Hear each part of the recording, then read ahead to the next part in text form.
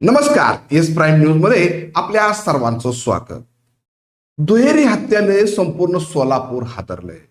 एका वृद्ध दाम्पत्याचा मृतदेह त्यांच्या राहत्या घरातच आढळून आला असून ही हत्या अगदी शांत डोक्यानं केल्याचं समोर आलंय.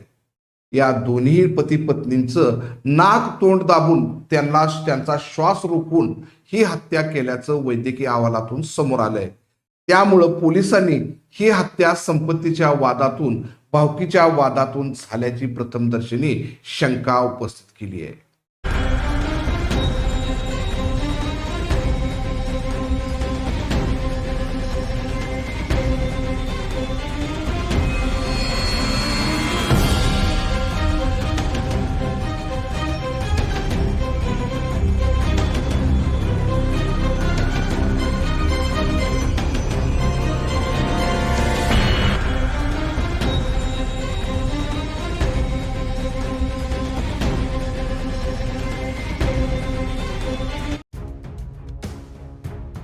सोलापूर शहरातील कुमटा नाका परिसरात असणाऱ्या स्वागत नगरमध्ये रविवारी दुपारी एका घरामध्ये वृद्ध दाम्पत्याचा मृतदेह आढळल्याने खळबळ उडाली आहे. महादेव मंचाळ वय 68 आणि त्यांची पत्नी रंगम्मा मंचाळ वय 63 दोघेही राहणार स्वागत नगर अशी मृतांची नावे आहेत. रविवारी दुपारी 12 वाजून गेले तरी मंचाळ यांचे घर अजून कसे उघडले नाही हे पाहण्यासाठी शेजारी असणारे काही लोक गेले असता घराचा दरवाजा उघडा होता, तर आतमध्ये मंचाळ दाम्पत्य मृतावस्थेत आढळून आले.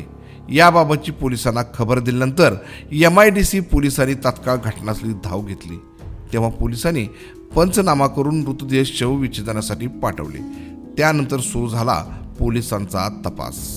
MIDC पोलिसांनी प्रथम या दोघांची हत्या आहे का घातपात आहे हे पाहिले. त्यानंतर वैद्यकीय अहवाल पाहिला असता शवविच्छेदन अहवालामध्ये नमूद करण्यात आलं आहे की या दोघांचा मृत्यू नाक तोंड दाबून म्हणजेच श्वास रोखून करण्यात आला आहे.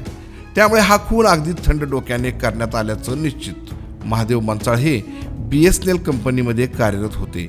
मागील काही वर्षांपूर्वी ते सेवानिवृत्त झाले असून मागील काही महिन्यामध्ये त्यांना पॅरालिसिसमुळे चालता फिरता येत नव्हते. ते बेडवर सध्या पडून होते.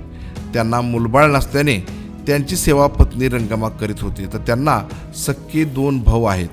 वास्तविक ते शासकीय नोकरीत असल्याने त्यांनी मोठा प्लॉट घेतला होता आणि त्या ठिकाणी बांधकाम देखील केलं होतं आणि याच जागेकरता त्यांचा भाऊ पुतण्या यांच्यामध्ये वाद सुरू होते.